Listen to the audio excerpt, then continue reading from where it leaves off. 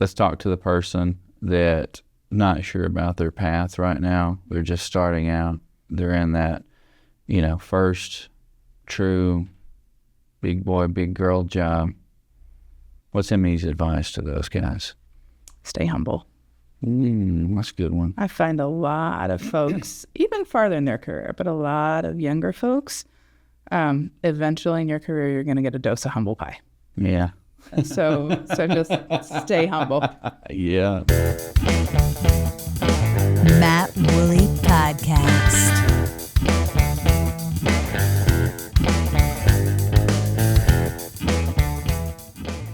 All right. Welcome to another edition of the Matt Woolley Podcast. Please like and subscribe. We love those likes and subscribes, and that's what helps our channels.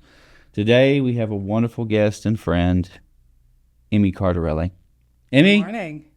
it's wonderful to see you. Thank you for coming. Thank you for having me. All right. So let's run through the gamut of your history. So who is Emi Cardarelli? Some of this I didn't know until I stalked you on LinkedIn. But you were public relations / teacher at the American School Foundation in Mexico City. That's right. You're a graduate assistant Walmart international team for Procter & Gamble. And then you worked at Walmart and had several roles: senior sourcing manager for consumables, health and wellness, director of sourcing supply chain development for consumables, health and wellness, and director of private brands at Walmart for paper goods, household chemicals. Then this is when I met you. You were Unilever, head of wholesale club, customer business development. You also had a couple other roles: Walmart International Sales Director and Sustainability, Director of Club Sales and Sustainability. You've also worked at Kenvue as the Walmart lead and Vice President of Customer Development. You have quite the resume. So there's a lot here to cover.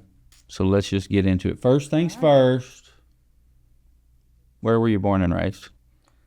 That's a loaded question. First, Matt, thanks for having me. I'm really excited to be here. I do have to ask you. I'm going to put you on the spot. Oh, here we go. I want to ask you. Wait, I only asked the questions here. How many women have you had on your podcast? Okay, so here's, I've been asked this question before, so thank you for bringing this to the surface. As of right now, I have had 2, and you will be 3 in a year's time. I do have another amazing individual that's going to be on here in a few weeks, but here's the problem, and here's the truth. I have asked many women to come on this podcast, and they will not. And not because they don't like me, because they don't want to be on camera. That's crazy. That's what I say, but I can't. We'll bring them in. Please. Yes. So quick plug for all the women out there that want to be on the Matt Woolley Podcast or don't want to be on the Matt Woolley Podcast. Please come. No, you have to come and have a conversation with Matt. Absolutely. All right. So I had to put you on the spot there. But back to your question. Where was I born and raised? I was born in San Antonio, Texas. Okay. And I was raised biculturally, lived in Mexico City. My father is Mexican of Spanish background, and my mother is from Lake Village, Arkansas. What? Yes. I didn't know that. You realize that is close to where I'm from. Yes. Well, how has that never come up? I don't know. That is wild. Because I'm not far from Pine Bluff, which is close to like all that. Yes. Star City. L.A. Yeah, L.A. Lawrence. L.A. That's crazy. I didn't know that. Yes. Wow. My mother's from Southeast Arkansas, which was really my connection to Arkansas. Mm-hmm. So raised in Mexico City, did all my schooling in Mexico City, spent my holidays in Lake Village, and then when I was growing up, grade school, middle school, started to expand a bit on the holidays here in the U.S.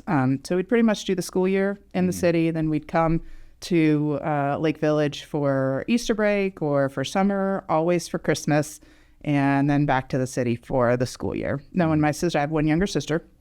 My sister and I got a little older, Mom would ship us off to summer camp. Contrary to popular belief, everyone thinks Mexico City is always, this warm place. Well, the city is not. The city's in a valley, and we do have a lot of cold periods. And during the summer, it rains all summer long. And Mom did not want us in the house all summer during the rain. So she would ship us off to summer camp in North Carolina. She'd pack us up and, we'd get our little tags from the airline of minors traveling alone. And she's like, Wow. goodbye. We had these big Army Navy duffel bags with us, and she'd ship The us off good to old camp days. for a month. That's almost unimaginable nowadays. It is. It's It's crazy. crazy. I mean, It's my good. son is 8 years old, and we're working on 1 week sleepaway summer camp, and it's like the sky's falling. He's like, is he gonna be okay for a week? Yes, he's gonna be fine for a week. It's like we were shipped away for weeks Yeah. on end with no communication, with no cell phone. All we did was write letters home from camp, and that was it. And look, we were fine, right? That's we're fine. awesome. We're That's good. awesome. But that is how I was just, raised on both sides. We grew up speaking English at home. I went to bilingual schools my whole life. I went to school in high school in North Carolina for a couple of years, but always getting really the best of both worlds and both cultures. Dinner in our house was always interesting. My mom's side of the family in Lake Village is actually Lebanese background. So Really? Okay. meals were either country fried steak or your whole Middle Eastern spread of hummus and kibbeh and grape leaf rolls. And it was just depending That's on awesome. the day what we ate. And at my home today, I'm married to a wonderful man who is Italian background. So you can only imagine what meals are like. It could be one day pasta, one day taco. It's You guys just have a big very mix. diverse palate. Yes, we do. we are foodies. That's awesome. So, I mean, growing up, in these areas, I mean, that had to have, honestly, being bilingual, and I mean, that's a huge advantage in a lot of ways. So, I mean, can you allude to that as far as like, growing up, what that was? Absolutely. I'll share a couple of anecdotes with you. At first, it was very normal for us, right? Because we'd speak English to mom, speak Spanish to dad, go back and forth. But the moment I realized the true value of being bilingual, I was 15 at boarding school in North Carolina. And I used to hang out at a little coffee shop down the road from the school during my free time, and it was owned by some Cubans. I walked in one day, and Frank was the name of the owner. And he said, "Hey, Emi, I've got some friends that need some help over at the prison." I was kind of like, "What? Help at the prison?" I was like, "What am I going to go to the prison for? Here's this 15-year-old girl."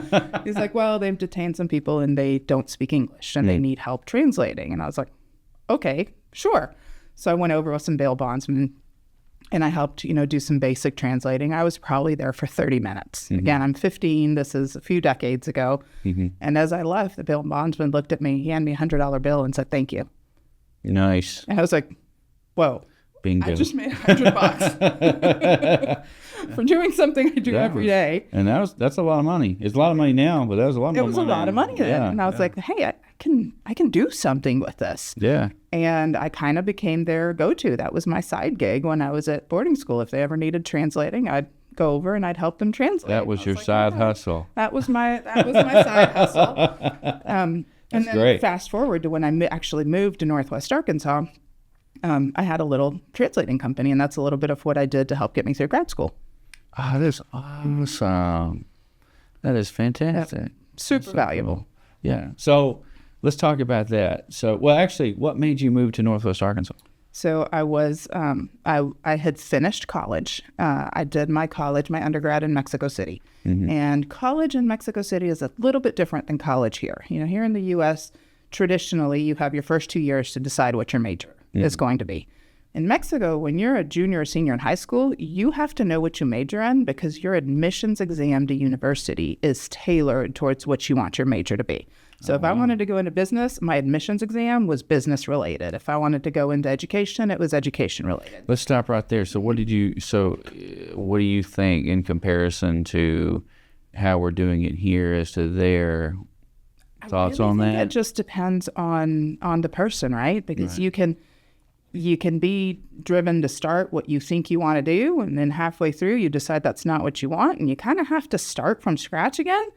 I love the fact that you do have a couple of years here to decide what you want to major in. I really just think it depends on the individual and what they want to do. I was determined on doing business. I was passionate about retail from a young age. My mom's family in Southeast Arkansas had a department store. I remember as a kid wrapping gifts for 10 cents and being in the store with my aunts every day during the holidays. So retail's kind of in my blood. Can you still wrap gifts well? I love wrapping gifts. Well, you can ask who never opens them, but I enjoy wrapping gifts. That's awesome. But again, it really depends on how driven the individual is and what they want to study. Okay. Yep. Okay. So that was a bit of a difference. So I knew I wanted to go into business. So hang on, let's stop right there. So was the American School Foundation in Mexico City, that was before Northwest Arkansas? It was. Okay, well, let's talk about that then. So let me share how I got to that. Okay. I will say I'm super passionate about education and development, so that's kind of why I went that route. Another unique thing about university in Mexico is the first 2 years you have a full class load. You don't leave home. You stay at home. It's not I'm leaving and I'm going to live at college. You actually stay at home. But the latter 2 years of university, you go to class in the morning and in the evening. And that allows the full day for a full-time job. So I was working at the end of college. And my first job during college, I was at a plastic manufacturing plant. So I did that for a year. And then I had the opportunity to go to the American School. So my senior year in college, I was working at the American School full-time during the day while I was doing class early morning and late at night. Oh, that's so cool. Were you tired in those days? No. We had a lot more energy in those days. I had a side gig after school. I actually worked in bars and clubs doing public relations. So I'd leave school and then I'd go, party Go at do that. night. Oh, wow. That's awesome. I don't have the energy for half of that today, but I understand. enjoyed it a lot back then. What I remember of it, Matt. Okay, I understand. I do have, unfortunately, what I refer to as the blackout years. Yes, the blur. Vague little memories, but not as crystal clear as others. Yes, Put it that way. there were a few years that were a blur. But once I finished that, it came to deciding on grad school. Okay. And, I say now, and, my mom was right? And she'd love to hear that, right? Your parents are always right. And we talk to our kids, and they're like, you don't know anything. It's like, all right, well, just wait, and you'll realize how right we actually were. I was dating a guy at the time, and the parental unit did not care for him very much. And my plan was to take off and go to Cozumel with him and translate and get into tourism and translation. Again, use both of the languages. And they weren't behind that? They were not behind that whatsoever. And the bomb kind of dropped when they said, if you run away with that boy, you can forget about us helping with your grad school expenses. I went, whoa. Okay, I have to make a decision, right? So I started looking into different grad schools, and a family member of mine who was actually on one of the boards at the business school reached out and said, hey, Walton College has a 1-year full-time MBA program. Would you be interested? And I was like, oh, 1 year? It's like, but I'm not going to Arkansas. I struggled coming to Arkansas as a kid, right? There's got this Mexico City girl coming to Lake Village. There was absolutely nothing to do in my mind, especially when I was a teenager. And now I'm thinking about moving to Arkansas. I had never been to Northwest Arkansas. I knew nothing about it. But I got accepted to the program, and I was like, all right, let's see what this is about. I came up for my interviews with Mom. We drove around. It was back when, and you've been here a while, it was back from when driving from Fayetteville to Bentonville, like you felt like took forever because there was nothing in between. Yeah. Now it's like an exit every mile. This is pre-interstate too. This is right. It was right after the interstate. Right after 2003. Okay. Right. The interstate was stale, and I came up and was like, okay, I can do this for a year. So I got the call after I interviewed. They said, hey, you've been admitted. Session starts in 2 weeks, and I was like, whoa, 2 weeks. Packed my car up. I drove up here with the help of the individual the parental units didn't like. And I shipped him back to Mexico, and I started my life here. That's awesome. That's cool. That's was it a bit of a, what was it like at first? Was it a bit of a shock? Or was it like, were you vibing with it right away, or was it? I was really enjoying, I guess you could call it the opportunity to start over again. Not that I needed to start over from everything, but it was just a completely different environment. It was a blank slate. It was like, I can do whatever I want here. I'm living on my own. The decisions are mine. I'm loving what I'm studying.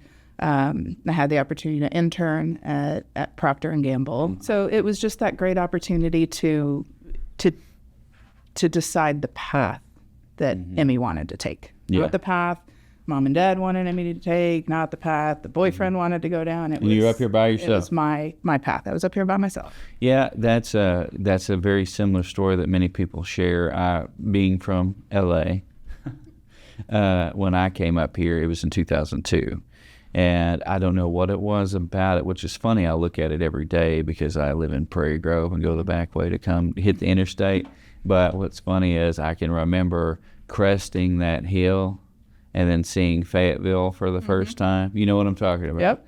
And I said to myself, I think this is my place. I felt like it was my place. I'd lived there all my life, but came up here and just kind of took a tour of just Fayetteville. I didn't really know what really Northwest Arkansas was, and just took a tour of Fayetteville. I was like, I think I'm going to like this place. Yep. And now it's amazing to see what has taken place in that time frame. It's unbelievable. It's insanity. Just in 23 years' time, it's wild. And I remember coming up here and the old timers saying, "Oh, it's a lot bigger than what it used to be." And I think, wow, there's guys that tell you that it was nothing but farmland as far as the eye can see, and now it's unfathomable to me. But well, when I first came up, after the year, I really was trying to do everything to leave. I was like, I got to get out of here. I'm not going to live here forever. I got to get out of here. I tried leaving. I left twice. I went to Arizona for a year while I was with Walmart. I'm getting a little bit ahead on my trajectory here. I went to Costa Rica for 3 years with Walmart. Like, I literally tried to leave, and it would draw me back in. And right now, there's very little you could do to get me to leave. yeah, absolutely. I mean, it's home. Oh yeah, well, and it's a wonderful place. It's still got the community vibe. It's got just about any amenity that you'd really want that a big city could offer within 20 minutes driving. I mean, we don't have 300 5-star restaurants like New York does, but they can keep it. I'm happy. We've got our own yeah, gems yeah, here. that's right. Okay, so let's transition here. So you did get a little ahead of yourself. So let's get into your time at Walmart. Okay. A little bit. So, well, actually, let's take a step back. So, the graduate assistant Walmart international team at Procter & Gamble. So, is that the internship? That was my yes. That was So let's talk about that just real quick. So, and I'm not saying this in a negative way. I've heard it's different. I don't know a ton of Procter & Gamble folks. I don't. The culture is a culture of their own, is what I understand. So did that set the tone for you to transition into Walmart with everything because I hear I don't know if they're a tight run ship or not. I've never worked with, that's one organization you've never worked with. So kind of talk about that. I will, and I'll back up a little bit to the irony of me doing my internship at Procter & Gamble. When I was at university in Mexico, when you're in business school, your dream is to work for, the top 5 CPGs, the global companies, right? And Procter was on my list. And I had applied to work for roles at Procter & Gamble when I was doing my undergrad in Mexico. And you go through a series of a lot of psychometric tests that they do. It is a great company, and you either fit it or you don't. Well, at that time in college, I seemed to never get past these tests. So I was like, all right, well, I know I got a couple loose screws. That's all good. Anyone that knows me knows that. But my mother at the time worked at the American School doing development, and she was very well connected to a lot of executives of the international companies. And thinking she was helping me, she placed a couple of calls unbeknownst to me. And, I followed up on one of the applications, and I get a response of, "Who are you and why is everyone calling us about you?" I'm like, oh, this is not good. This is not good. I'm like, "Mom, I really appreciate your help, but just don't," right? Yeah. I'm going to do it. I'm going to do it on my own. Right. So I had kind of, wrapped that thought of Procter & Gamble up and, put in a box and set it to one side until I came to grad school. And I was reached out to by the Career Development Center and said, "Hey, Procter & Gamble has an internship. They're interested in talking to you." And I was like, "Oh, now they're interested in talking to me." It's like, okay, let's talk to them. And I received a call, and I'll keep, the names anonymous, but I received a call from the assistant to the person I worked for, and the name looked very familiar to me. And I called my mom, and I said, "Mom," I said, "can you look up?" I had a classmate who was from Louisiana through high school. It was a very close friend of mine. I was like, the chances that this person is connected to them are probably very slim. But, let me look into it. And I called and I was like, can you see if this is so-and-so's, mom that I went to high school with? She called me back and she said, Emi, that's the same name. And I was like, I wonder if it's the same person. Well, I finally actually get on the phone with her and she was like, Emi Beltran, are you serious? And it turned out that someone's mom that I went to high school with in Mexico City was the executive assistant to the person I was going to be working for at Procter & Gamble. That's awesome. Here. It was like just, the connections, Small Mexico, world. Arkansas, Louisiana, just so random. But I ended up taking the role. And I was just excited to work at Procter & Gamble and to get myself knee deep into, what the business was and how they worked with Walmart and just really learning from it. Little did I know how many doors that would open up at the time. And had a fabulous internship with them. I had the opportunity while I was interning with them to be a teacher's assistant or a teacher's aide at John Brown with an international business class. And that goes back to just my passion for teaching and development. And I did some projects with Walmart. And towards the end of my internship and my year at grad school, it was through one of those projects that an executive at the time at Walmart reached out and said, hey, they actually reached out to my professor. And my professor said, hey, they want to talk to you. Would you want to go talk to them? And in my mind, I was like, no, I want to leave Northwest Arkansas. I'm done here. Then I started thinking through, I have a study abroad before I graduate. It'd be nice to have a job secured when I come back. All right, let's go talk to them. It's like, I didn't know too much about it again. What's it gonna hurt? And at that time, Procter & Gamble had offered me a role, but to go back to Mexico City. I didn't want to go back to Mexico City. That could be a subject for a whole different podcast. It was mostly revolving around the security in Mexico City. I had been carjacked, kidnapped 3 times. You've been kidnapped 3 times? Yeah, they call them express kidnapping in Mexico City. They're really after your car, but they'll scare the living daylights out of you. And That's insanity. A fun experience whatsoever. So I really didn't want to go back to Mexico Do guns City. scare you then? No, except for when they're pointed at my head. Yeah. That's when they would. Otherwise, we're in the South. We do gun safety at home. Oh, yeah, we yeah, hunt. yeah. We do all of it. No, they don't scare me. Well, what's fun? The reason why I asked that is because when you grow up in certain areas, you kind of get numb to a lot of things, and especially if you're used to more or been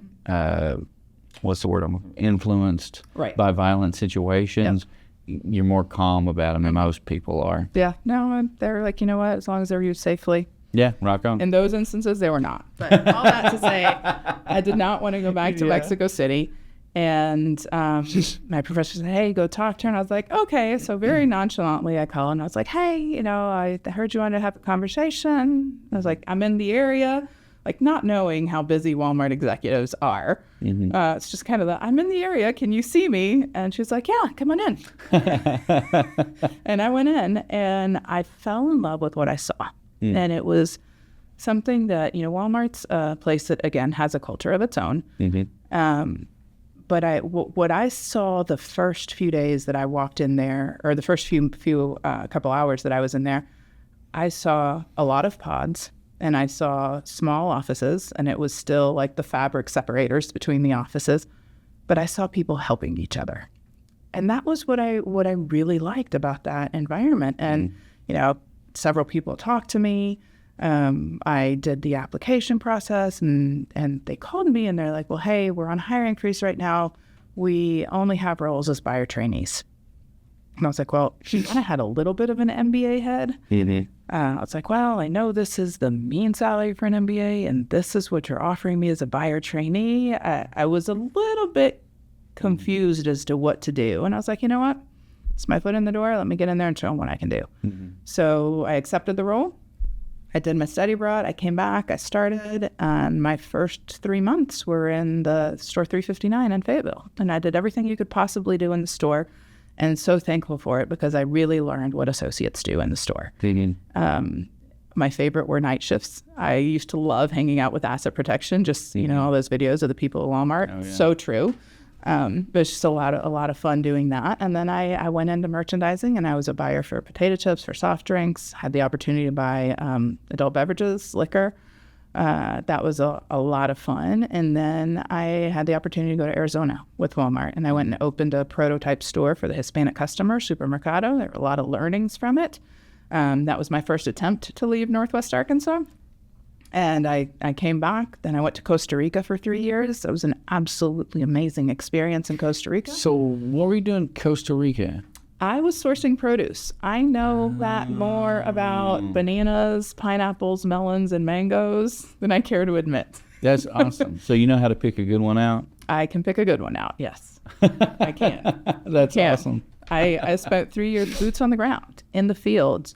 Really, what an adventure. It was an amazing adventure, but the twist to that adventure was, when you're sitting here at Walmart as a merchant, you have so many people trying to sell to you. Mm-hmm. When I went to Costa Rica, I was trying to sell to farmers who really knew nor cared anything about Walmart, why they should sell to Walmart, and why they should invest in selling to Walmart. So it's like the tables turned a little bit. It's like, hey, long term, this is going to be really good for you, and this is what we're looking for. And, just bringing new farmers on to diversify the number of suppliers. What were some of the challenges? Full transparency. I mean, because I know that in other places, some that don't understand, they don't get Walmart.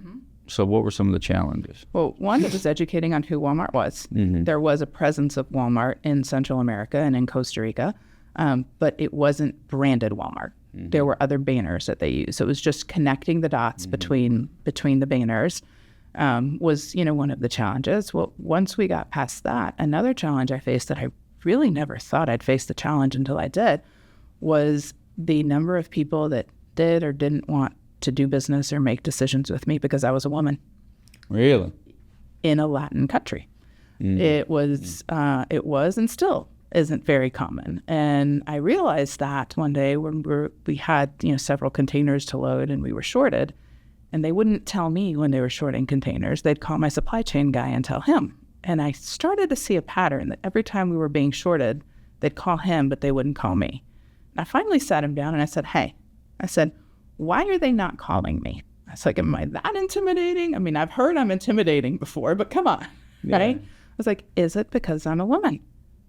And he looked at me and he said, yeah. I was like, okay, well, we're going to clarify and rectify this very quickly. And I sat down and I had a conversation with the owners of the farms. And I said, look, I'm the one that makes the decisions on how much and what I buy from you. So if you're going to short me, you're going to have to communicate to me. And if you're not okay with that, then I need to know so that we can make decisions we need to make on our end here. I earned their respect, which was, one thing. It was just, it wasn't that they didn't want to do business. Just not familiar. They didn't communicate. They weren't familiar with it. So you begin to create that relationship and that trust. And then in turn, it opens their mind. Right. That's interesting. Right. Wow. So that was a fun challenge I faced down there. I was there for 3 years, and then I came back. What do you miss about Costa Rica? Is there anything? Yes, a lot. Being 60 minutes away from the beach. Yeah. I think we've had this conversation before, Matt. My husband and I, we're both anglers. I love fishing. I've loved fishing from a very young age. And it won't surprise you, but I created a couple of relationships with charter fishing boats off the coast of Costa Rica. And, I wasn't going to charter a boat just for me to go fishing. And there weren't that many people that could just take off on a Saturday morning for the day to go fishing all day. But I eventually made such good friends with the owners of the boats that I told them, I was like, hey, if you ever have an opening on your boat, just give me a call. I can be here in an hour. I'd love to go out and fish. And they'd give me a call, and I'd jump in the car, and I'd drive out, and I'd just go fish for the day. That's and awesome. It was amazing. It was like rain or shine. I could just, be there at the beach fishing or just, looking at the ocean. There's something about the ocean I absolutely love. Relax. So that's what I miss the most. And the people are so warm in Costa Rica. They're just genuinely nice people that have a very different perspective on life and do a lot of things that I wish we did here. I don't think that we take the time to live and to enjoy the moment. We're in such a hurry to do everything. And that's something I admire a lot about them. Sometimes it'd frustrate me a lot when it came to business because I felt like every 3 hours they were stopping to have coffee. And I was like, hey, we have work to do. But in hindsight, I understand the why, because those moments are so important. Mm-hmm. So yeah, it probably adds longevity to their life. Probably. Probably. When you're younger and you got a lot of tenacity, not that you don't now, but you have to, ration it. Mm-hmm. Yes. But now I'm like, you know what? Sitting down at 10 in the morning to have a quick espresso and a little cigar doesn't sound so bad. Right? Right? It's a different lifestyle. Yeah. And it's I had a friend, you have to forgive me, it was somewhere in Mexico. They went down to help this village. It was a Christian organization, and they kept getting frustrated because of they take multiple siestas, And he said, "But what's funny?" He said, "We'd be right about to hit the objective." And they said, "All right, we all need to stop and take a rest." And they said, "But what's funny is by the time it was said and done, he's like, I think they're onto something." Exactly. I mean, I don't know, when was the last time you stopped to smell the coffee? Oh man, yeah, and they need to do more of it. So, okay, that's awesome.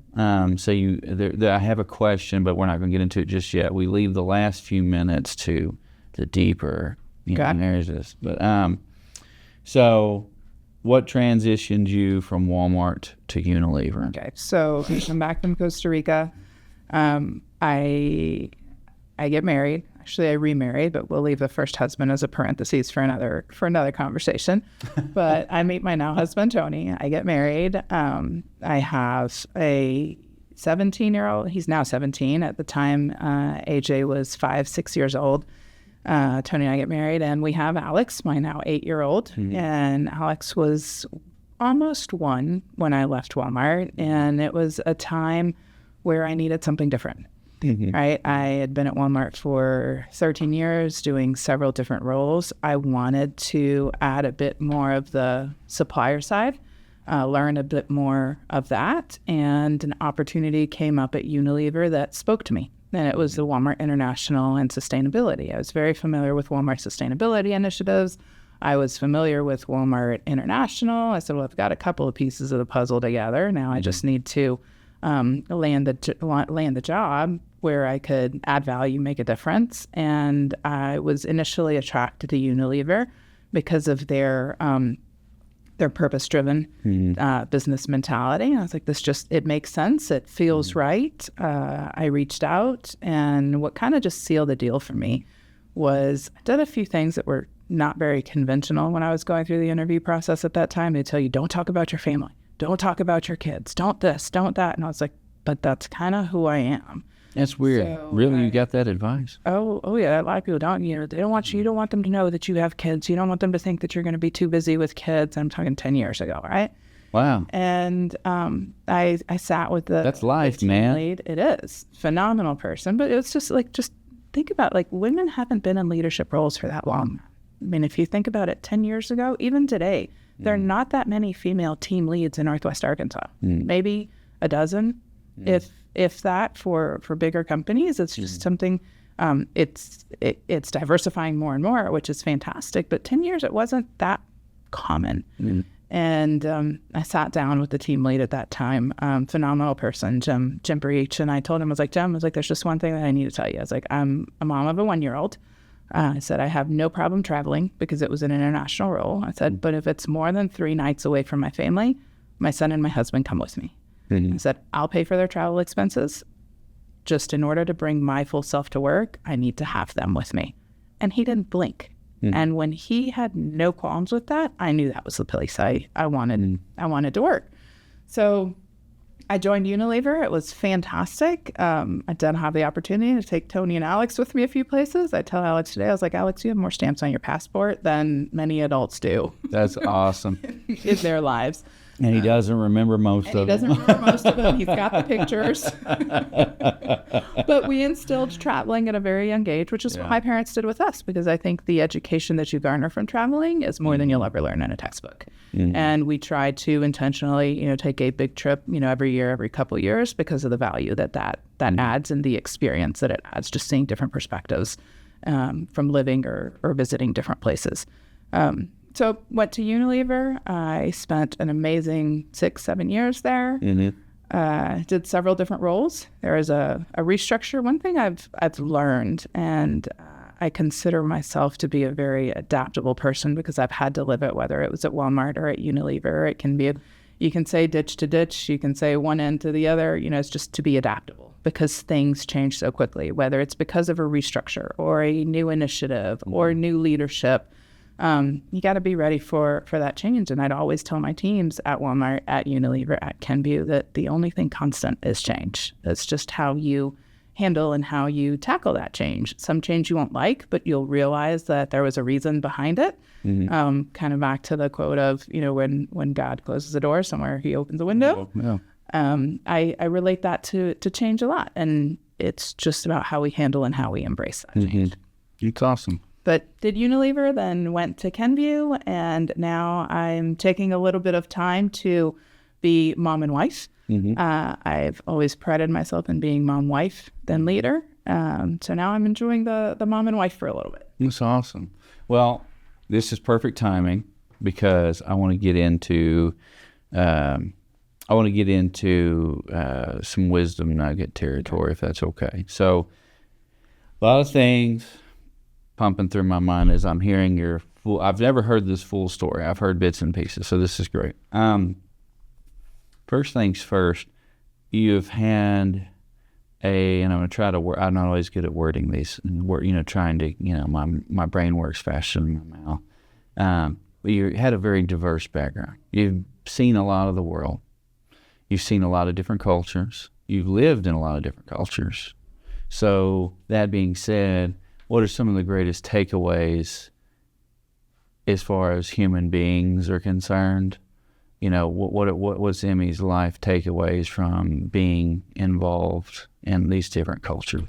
That's a wonderful question, Matt, and I'll sum it up in two words, and it's very much two words that we try to raise our kids by. Kindness and community. We always try to instill kindness with our kids and show the value of that and how far it can take you. People forget the things you did, but they'll never forget the way you made them feel. So that's the kindness piece. We always tell Alex, hey, the kid that's the new kid at school, it's like if there's no one with him, you invite him to sit with you, or you go and talk to them, and just doing good because the world needs good. And I tie that to community. We didn't talk much about it, but I do a lot in our community. I'm past chair of the Northwest Arkansas Food Bank. I'm very passionate about the purpose of the food bank, and we instill that in Alex. Every birthday with Alex, we have his birthday party. We invite all the kids at school, even the new kids that he hasn't met yet, because what a better way for a kid to meet, the classmates that they're going to have. But we also do a food drive, and Alex delivers the food or the items that were donated from his birthday parties to the food bank. Praise God for that. That's awesome. When he started understanding, kind of what that meant, the first year he came to me, he's like, Mama, why did you tell my friends' parents to bring food instead of presents?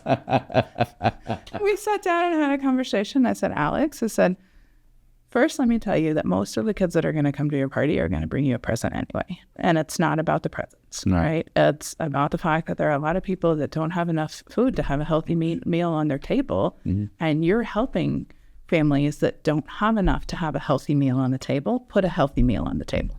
I said, we're fortunate enough that we do, but a lot of people aren't. And this is why we do it, and we'll continue to do it every year. So now he'll even ask. He's like, hey, Mom, can we, do a food drive? Or he'll come home if the school is doing a food drive and say, Mom, there's a food drive for this and that. Can we go get some stuff? I'm like, sure, we'll go get some stuff.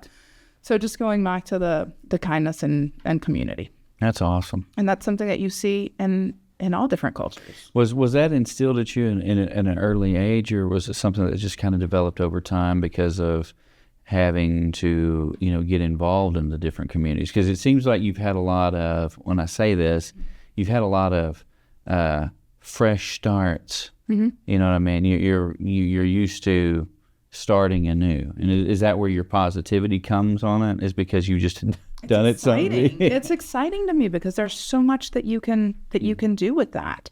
The community, back to your question on the community, I can't say that it was something that was instilled the way I do it with Alex at an early age, but it was always present. At the high school, at the American School in Mexico, one of the things I did in high school was there was a small indigenous community in northern Mexico that we would do drives for, and we'd donate, and we'd actually drive into this small town. You've probably heard of them, but they're called the Tarahumara Indians, and they're the ones that are known for being extremely fast runners, and they run barefoot. Some people have seen them in marathons and races. Well, we would go, we'd ride buses for hours into these communities, and a group of classmates of mine in high school and I would go in there with a couple teachers that were sponsors, and we'd help them build their little school, or we'd help them build their co-op. So I'd say, yes, at a young age, I was passionate about helping. And then that's just evolved throughout the years. And I find that I find happiness. I'd like to say I'm a cup filler. I find happiness in filling other people's cups. That fills my cup. It just makes me happy to see I've been able to do something to make someone else happy. That's awesome. Okay, so let's speak to young professionals for a moment. Let's talk to the person that not sure about their path right now. They're just starting out. They're in that, first true big boy, big girl job. What's Emi's advice to those guys? Stay humble.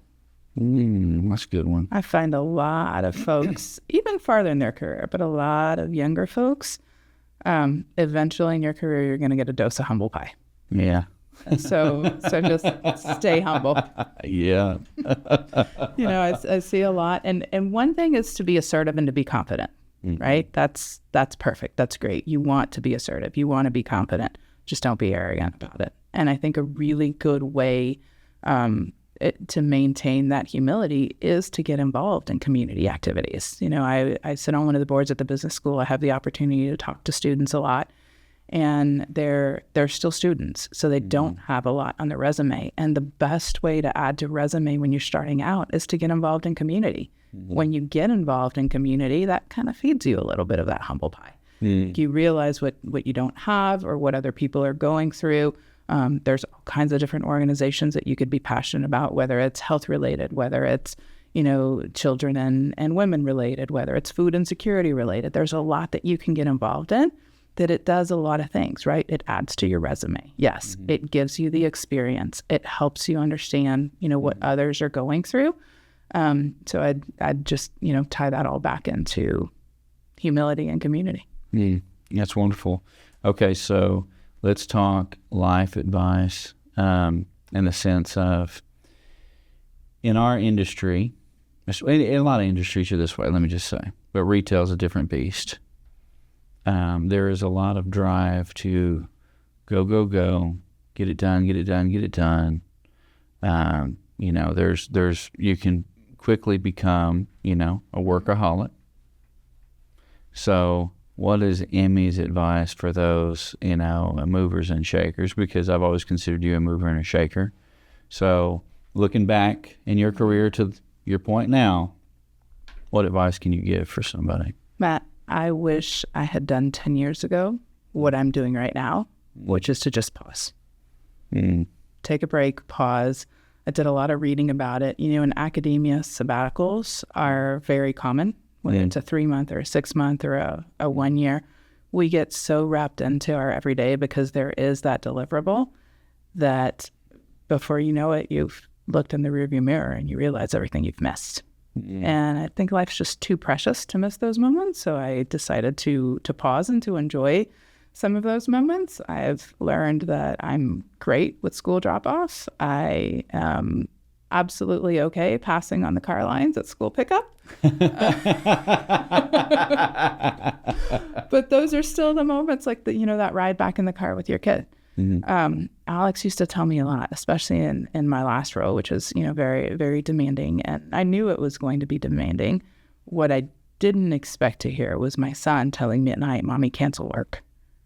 And that just, it hit me. And I was like, this is the time in life where he needs me and I need to be there for him. And as a parent, you figure out, and you're going to get me choked up here, but as a parent, you figure out what you need to do to be there for your kid. The rest will come. The rest will come. But I'd just say don't miss the special moments because you were too busy in front of the computer or trying to get that deliverable.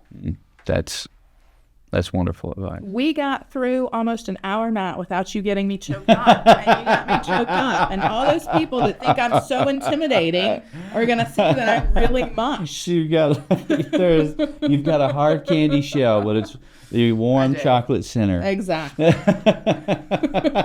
Yes, totally. I just always thought you were a straight shooter. Now I wouldn't want to get in your way on anything, but well, that's But here's the thing, though. I appreciate you sharing that, because there is we talk about this off and on the podcast, and everybody, I am all about the grind, but there's a time and a place for it. I used to get really upset in our business and in my personal business, everything, if I just didn't have, a loaded down itinerary, or felt like things were not moving fast enough. Now, don't get me wrong, you need to have that. You need to have that focus, in my opinion. But when it becomes your entire focus, and then it's kind of, in my personal journey, it's kind of been I've had to watch myself, but I've gotten better as I've gotten older, and that seems to be the case. Time starts to give you the lessons, but you get into this just roller coaster of continual motion, and you have to stop and truly smell the roses. It's not just like stop to say I'm doing it. You have to stop, as God says, sit still, take in a deep breath, and really understand what you're a part of.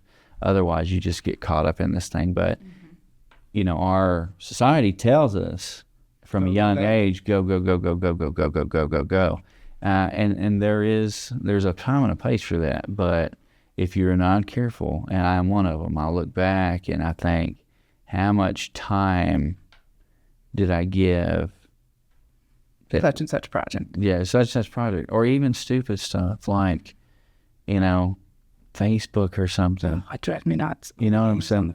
It's never, and also I'm going to sound like a total old fogey here, and I'm not, but, I get upset. Don't get me wrong, you use the phone. It's a good resource, it's a good tool, but all these people, I'll see people in some of the nicest restaurants, just on their phone, or in a beautiful area, and or walking through Fayetteville Farmers Market, on a wonderful Saturday morning with all this hustling, bustling, with so many people. I'm like, look at the life around you. This is great, and that's just the thing. That's what it is. That's another thing I tell people, and then I get off my soapbox. If you're actually going to spend some time to think, and you're going to spend some time to relax, you can't do it with that phone in front of you. You just got to let the brain digest things. You're a reader. I am. I'm not a big reader. I'll occasionally read some books. You have recommended some good ones. I have recommended some, but the one that I'll put out there is the Slowing Down to the Speed of Joy. Is the most recent one that I've read. Look, this little break that I'm taking, I don't know how long it'll last.